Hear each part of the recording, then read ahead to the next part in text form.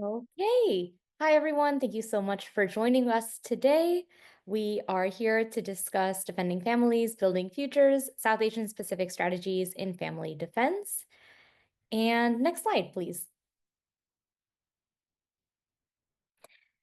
So before we go through the agenda, I'm going to pass it to Komal, who is really the person who's brought us in today, myself and Dhruv. So Komal, please introduce yourself first.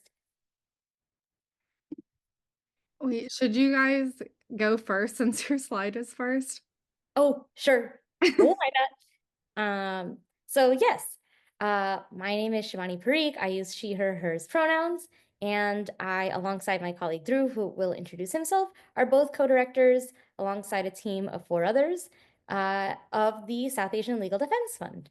And I currently am based in Queens, New York. My day job, so to speak, is at Queens Legal Services representing tenants.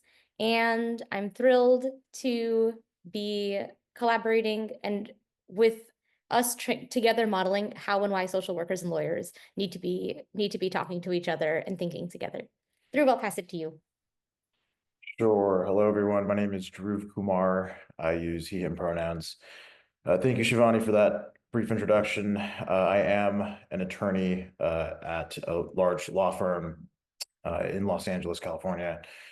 But I spent most of my legal education in New York, during which I worked for the Brooklyn Defender Services, and specifically their family defense practice, defending parents on against the city of New York in child removal proceedings. As Shivani mentioned, I am also a director with the South Asian Legal Defense Fund.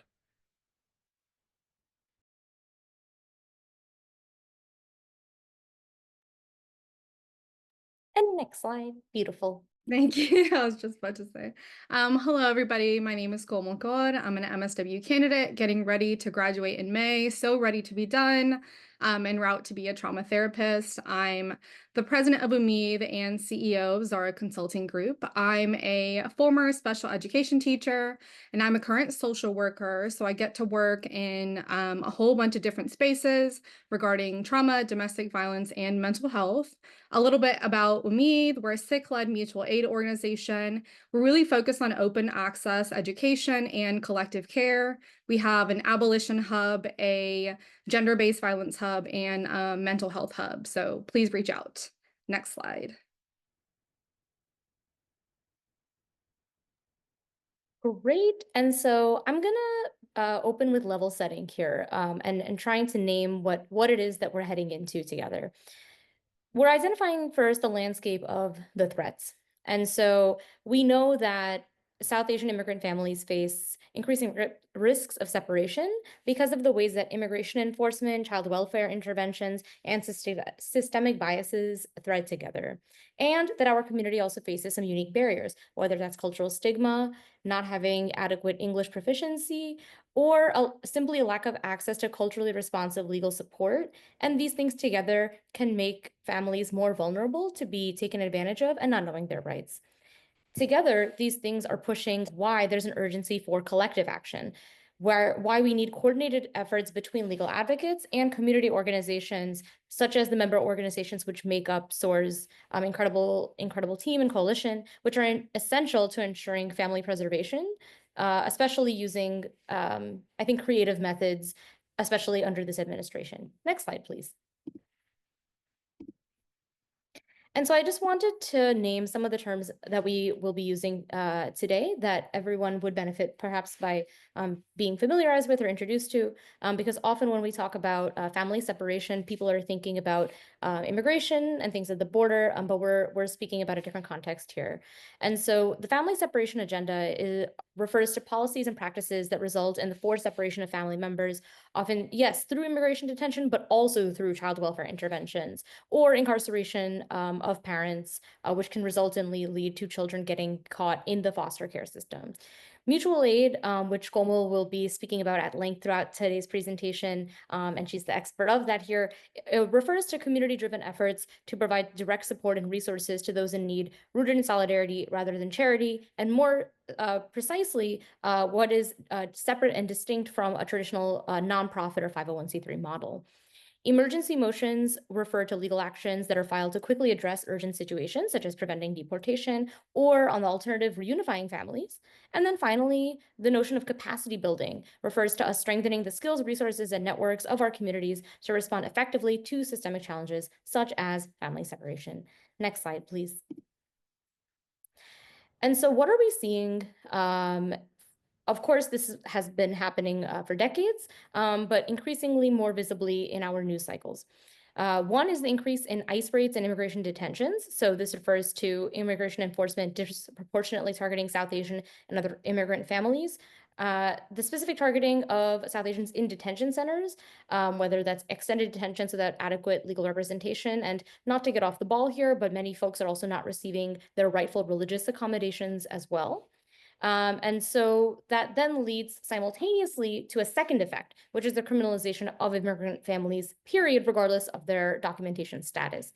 Because it means that we're seeing an over-policing in immigrant and BIPOC communities, with minor infractions escalating all the way up to being grounds for family separation or children being taken away from their parents. And then disproportionate representation in immigrant families in child welfare investigations due to these biases and misunderstandings. And particularly, a great example of this might be one, and Komal's actually going to be outlining a lot of things that she's seen in her work in Indiana, but just one to get to introduce the concept. It could be where cases where language barriers or cultural practices, such as multi-generational caregiving, are misinterpreted as neglect, because the question then becomes, why is it that it's not your parents taking care of you, but other people in your household? Next slide, please. And so just to close out my section here, the exploitation of cultural and systemic vulnerabilities really means that we're now having our families be subjected to systems and realities that might be unfamiliar to them, especially because the notion of child abuse, but moreover, the notion of the foster care system, these are things that many feel operate outside of the purview of many South Asian families' cognizance. And so families may be unable to comply with the bureaucracy, with the city, with the paperwork that's coming in from courts, because these documents are not necessarily available in native languages or accessibly. And we know that translation continues to be underprovided, especially in places that are not urban metropolitan areas. The intersection of immigration and child welfare systems will come more into more fruition and into something you can hold better through Komal's examples. But the thing that I really want to leave everyone with today is that these policy gaps which exist right now that fail to prioritize family reunification for particularly undocumented families, but also folks who might even have more untraditional visa situations like H-4, these will become incredibly important for folks working on the ground, because these intersect with gender-based violence, and family violence and interpersonal violence situations as well. Komal, to you. Thank you, Shivani, for laying out the foundation. Let me change how this looks. Okay, there we go.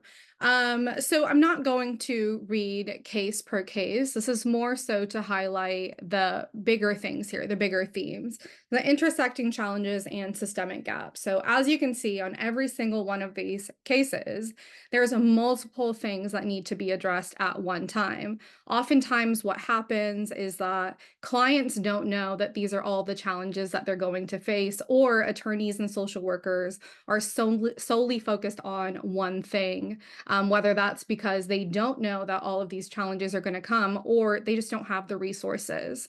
So I just want us to really quick just take a moment to go through these things. So language, Shivani touched on that. Language is the biggest thing, but also behind that, just lack of education on legal services, how to maneuver these services overall. So for me, as we're going through a lot of these themes, you're going to see education is going to be a big thing. And then we're going to talk about these rapid response networks. Next slide, please. Okay, so we're going to go through what we can do. So on the last slide, we talked about all these intersecting challenges and how it's our job to address these things, because it's a disservice to our community when we're not. So these are the things that we can do. So with discrimination in legal services, something that OMID does is that we have translations ready to go on different topics. What we do every month is go through the cases that we have and kind of pull out the cases that we see over and over and over again. And then we're kind of able to build toolkits, like active toolkits that we tweak all the time. And then also individuals, organizations that can provide pro bono services.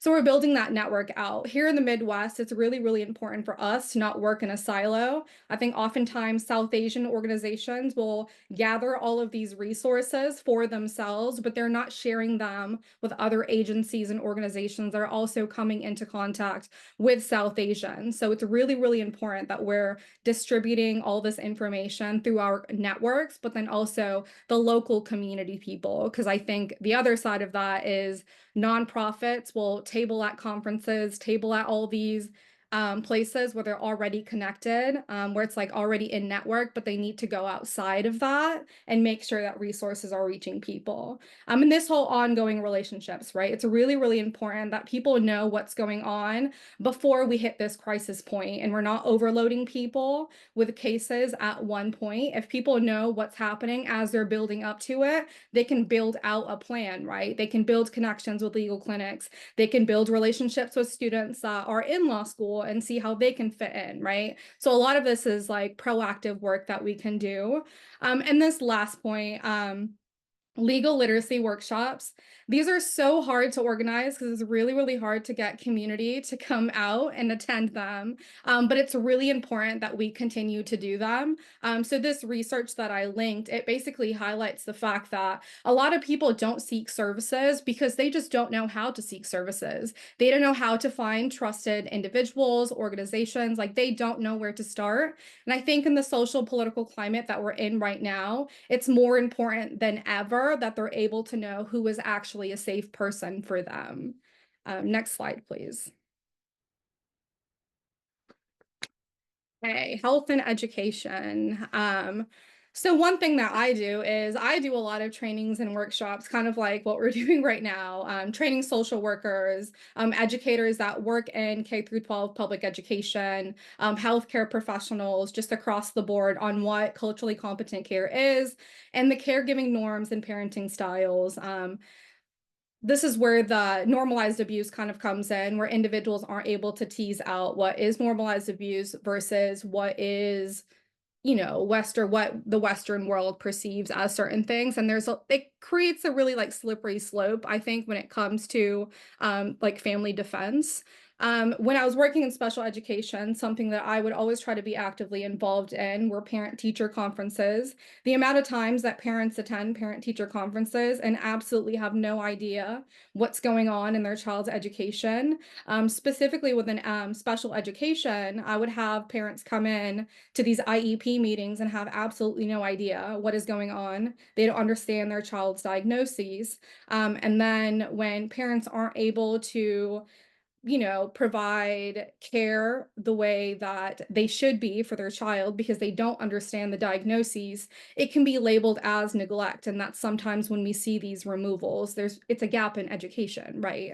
And then bilingual services. So I put vaccines and masking, making sure that resources are out there. So circling back to making sure that resources are in the community, and then also these facilities and such that come into contact with individuals.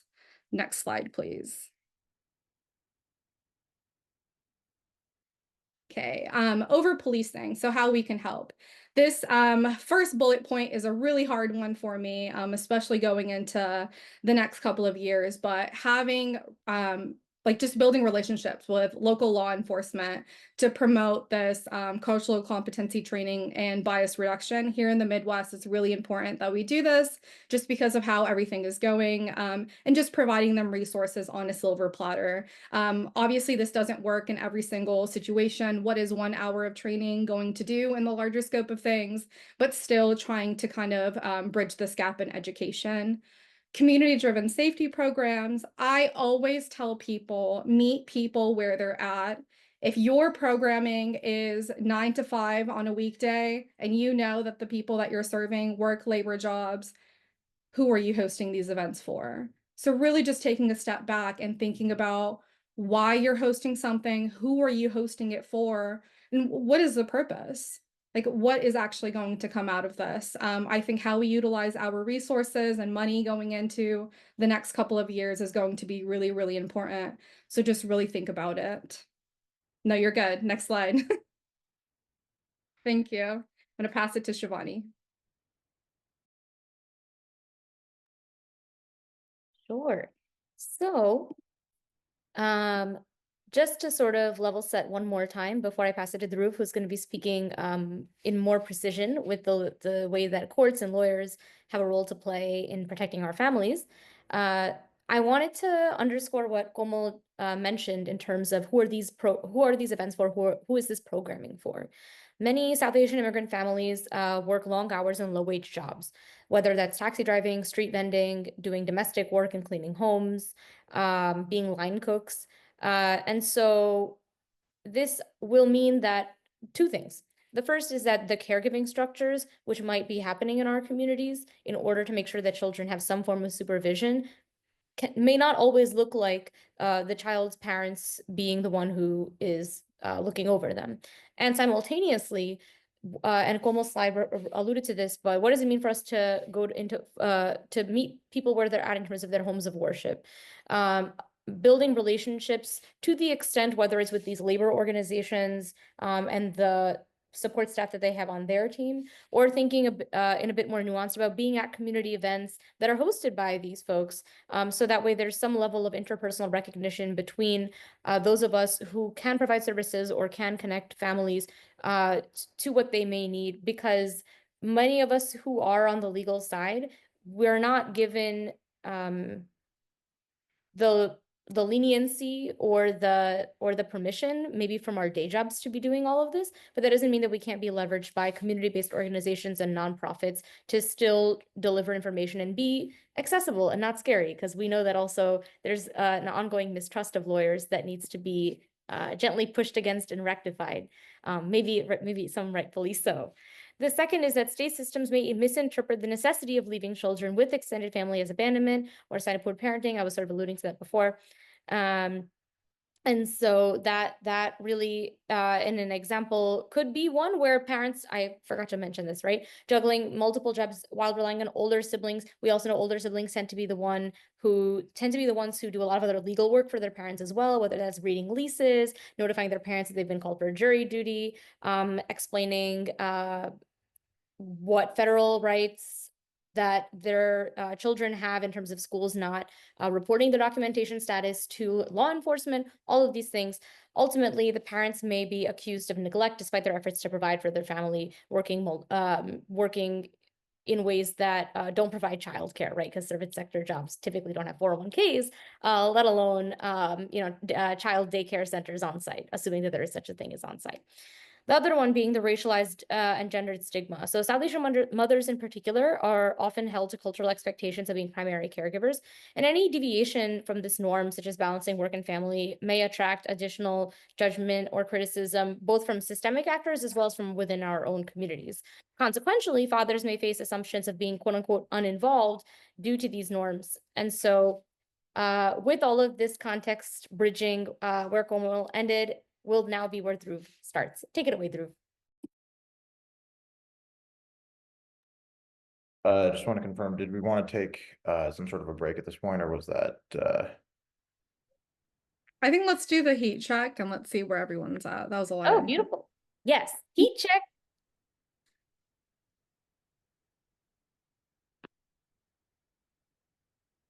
Sorry, Komal, I forgot that was the term we were using. When you said heat check, I was like, oh, you mean the information that I'm providing is hot. I think it is. It's real hot. True, true, true.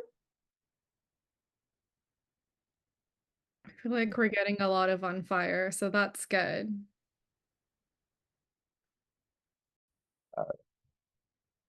Thank you, Shivani, and thank you, Komal. Those were both very, very nice overviews of some of the issues.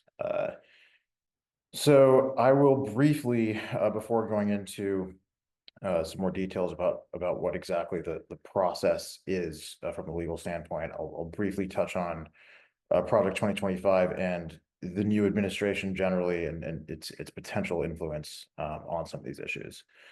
It is a little complicated because the vast majority of regulations and laws that we're dealing with are state laws, and they vary state by state. So the main one of the larger impacts of federal law is actually just if there are multiple states involved.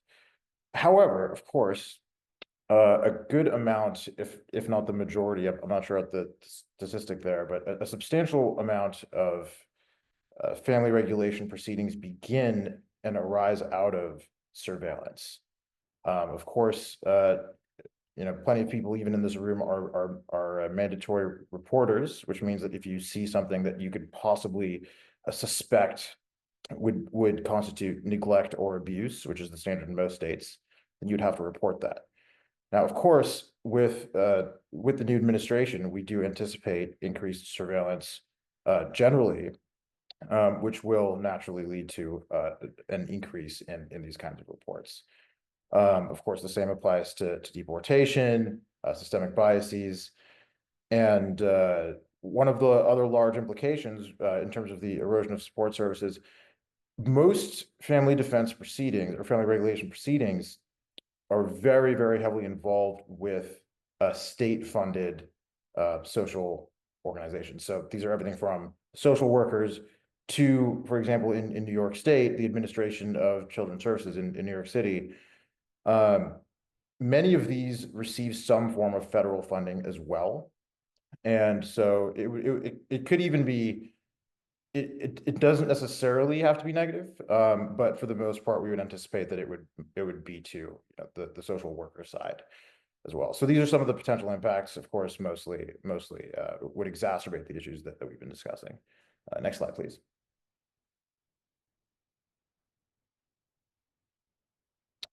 So yeah, so family defense specifically is defending parents from against some sort of state entity. So usually the city or state's child protective services arm. So in New York, for example, this would be the New York City Administration for Children's Services, but it does vary from state to state. And family defense as a term, by the way, is not, it's not common. That's not what most people refer to this field as. It's mostly child welfare and very child focused terminology. But at the end of the day, this is what it actually is. It's family regulation, it's family separation, and it's family defense. Now, there's actually not a right to an attorney. There's no right to counsel in family regulation proceedings, which is very troubling because this is a criminal adjacent field where the state suspects some sort of abuse or neglect, removes the child from the home before any sort of assessment is made, then conducts the assessment, and then the proceedings go on. During that entire period, there's no actual right constitutionally to counsel. So already parents and families are behind from the get-go. In addition to that, family court is where most of these proceedings take place in most states, and family court is often itself neglected compared to many of the other court systems.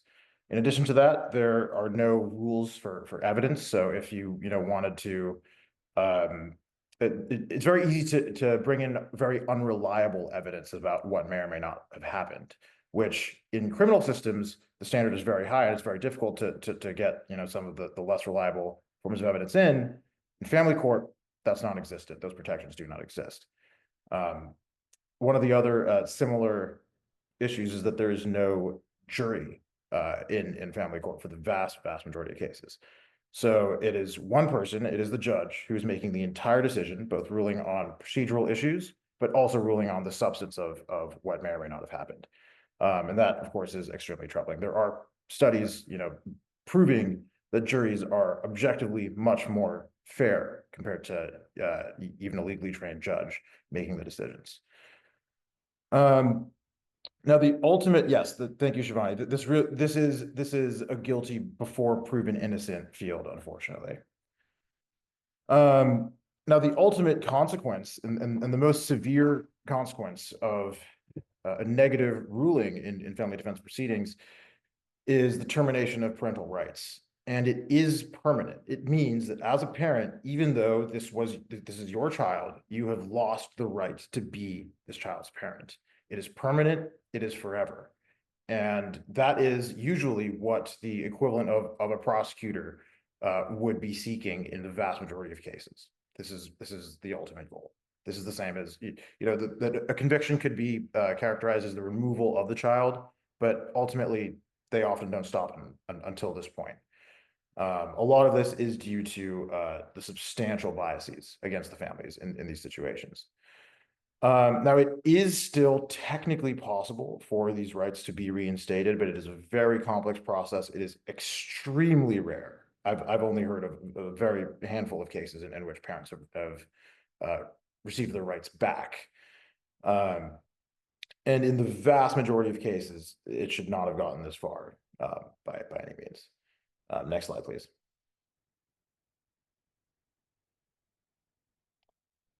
So family defense is quite complex and nuanced in terms of the South Asian community specifically.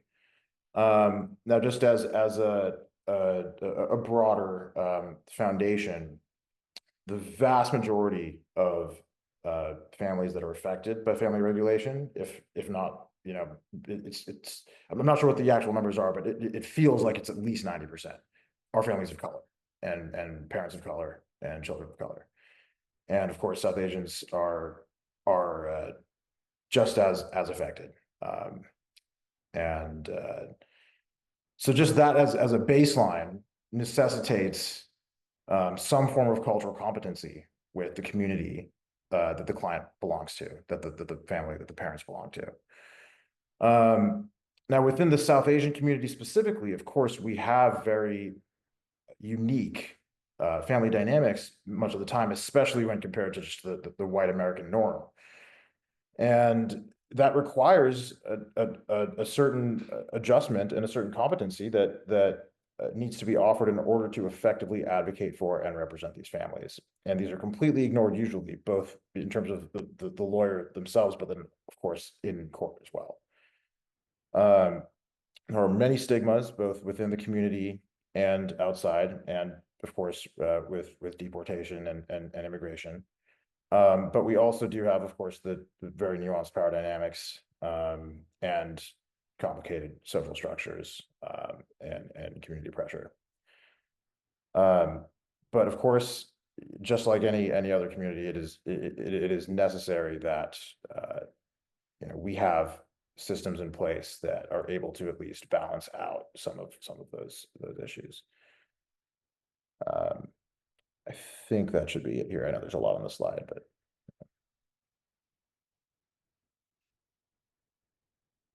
Okay, thank you. We're almost at the end. I wanted to talk about rapid response networks. So as Dhruv stated, holistic care is so important to reduce trauma because we can provide emotional and legal support at the same time. But in order for these networks to work, it has to be proactive, coordinated, and unified. So everybody has to be on the same page in order for this to be immediate, especially in times like this, where timeliness is really, really important for everybody to be able to hop onto a case as soon as they can. And I think all of us have touched on this throughout many points, but this cultural norms piece plays such a big, big part in these family defense cases because parents oftentimes have a hard time connecting and able to recognize what is actually going on, especially when it comes to their own behavior because of these limited social emotional skills. But we understand that, right?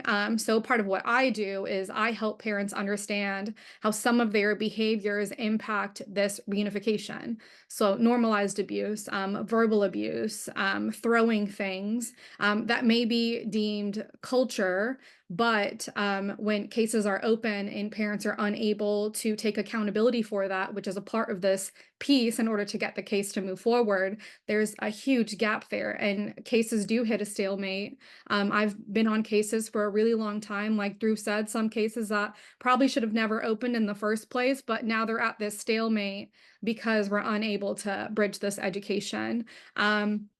For no contact orders specifically, I wanted to talk about some of the cases that I've worked on with fathers that are doing father's engagement or parent education. They just have a very hard time recognizing harmful behavior, especially when it overlaps with addiction and, then mental health challenges that they're unable to address, depression, anxiety. We know these are all really prevalent in our community. So when there's all of these different pressures on parents, then layered with having an open DCS case and not being able to get the support that they need, and then having a no contact order, like it's a very, very slippery slope very, very quickly, which is why it's so important for us to be on the same page. I have legal professionals and social workers, like our jobs on here, but I wanted to say community members and that mutual aid approach, providing peer support and just offering a safe space, that is a huge part of this, because being lost in the system happens so often and it's so alienating. That we need to be better as a community. And kind of touching on something that Dhruv just talked about, I've worked on more than enough DCS cases where the caseworker will have a bias, and then the family case manager will have a bias, and then you have all this incorrect information being brought up to the judges, and that's when we have a removal of children, whether that's based on religion. I've had children removed because individuals have said this child is speaking a foreign language, they're forgetting their Christianity. But then I have to remind them, when this child came into your care, this was not a Christian child. This child was practicing something differently. You just converted this child. But when that's not viewed as a problem, working all the way up, it's not viewed as a problem. That's when people get lost into the system. I've unfortunately worked on cases like that. So it's really on us to be bridging this information. Prevention education is so important before we even get to this point, right? We don't even want an active DCS case to be open to where there can be a removal, because like Dhruv said, the removal happens before all this other stuff happens. And then when they have to work with a caseworker, have to work with a therapist, and they're not able to, they don't have cultural competency, there's a language barrier, like all the intersecting challenges all over again. So connecting with mental health professionals, I always say, even if somebody doesn't ask for mental health support, just bridge that conversation, because I think a lot of people think there aren't services that they can afford. There aren't services in their language. So it's on us to bridge that conversation. And right now, with everything that's going on, these family preparedness plans, we've been putting a lot of time and energy into them. If we could go to the next slide, I think I took a screenshot. Perfect. So this is just a screenshot from it. So childcare plan, finding out what your immigration options are, know your rights, but I'm pretty sure all of us are working on that. And just like a whole bunch of other documents and toolkits are in this one toolkit, which I thought was great. But I think the childcare plan is something that's so overlooked. Removals happen. And but when it comes to raids, if a raid happens at a workplace and a child's at school and nobody picks them up, that can create an issue. There's all these different problems. So if there's already a child care plan set up beforehand, then we can avoid a lot of these like super intense consequences afterwards. Next slide, please.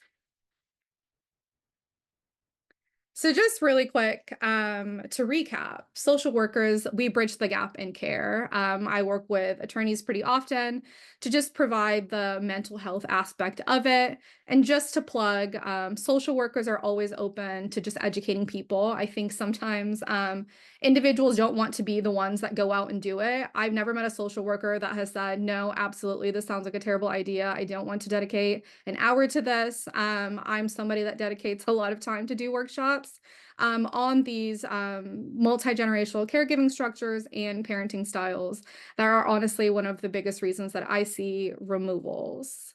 We could go to the next slide. I think that's Shivani. Yeah.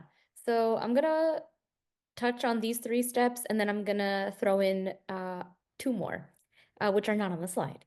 So the first is, yes, forming these strategic partnerships with legal professionals and identifying and collaborating with family defense attorneys, of which there are a slim number, but there are a few South Asian family defense attorneys.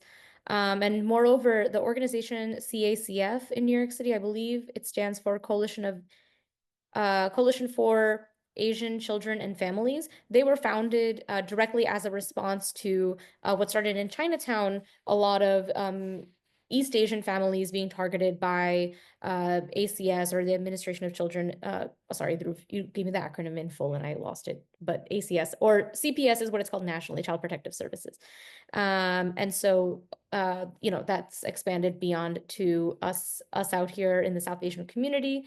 But the second one then being developing staff training modules, and Komal really highlighted this. But moreover, staff training modules which integrate insights from both people who have done family defense work on the legal side and in family courts, and with a recognition of state evidentiary standards, and really some of the rhetoric. And I want to pause there. Hopefully Dhruv doesn't feel self-conscious when I say this, but it's very family defense is to what he noted, a very radical term, and rightfully so. It was predominantly Black women who decided to start framing what was happening to them disproportionately as what is family policing. And so you'll see briefly in the resources, most of these resources are produced by Black academics and scholars, because they have seen this the most. In terms of the welfare state, and then in tandem, from a more like academic praxis and cultural, although of course also scholarly, no doubt, and legal framework, would be from Indigenous communities who are disproportionately challenged by the state as having ways of being that are counter to what people think is formal or proper. And so just to zoom out a little bit and just to summarize, I'm sorry, I have a tendency to go on tangents. Again, yes, staff training modules that leverage insights from other communities of color for whom this conversation is not new, and then interdisciplinary. Finally, for number 3, creating a referral network for legal support. I think something I want to emphasize is that all 3 of us on this call today are at the beginnings of our careers. But that is actually a call to why it is incredibly more important for us to be demanding that we center conversations like these, because when we reemphasize or exacerbate stigma, not just within the folks that we know, but even professionally, right? Because some of us feel intimidated by the idea of saying, well, because we don't want to exist in the gray, which I think Komal did an excellent job of highlighting. We know that abuse is happening. And if we're intentional about a transformative justice approach, or thinking critically about how we can all support one another and leverage the professional resources and skills that we also have in our community, we can prevent abuse from continuing, but we can also see what can be mitigated when the state is being unjust. And so then finally, the resources that are hyperlinked here are and others throughout the presentation will be made available to everybody. And Amrita, thank you so much for dropping them in the chat as well.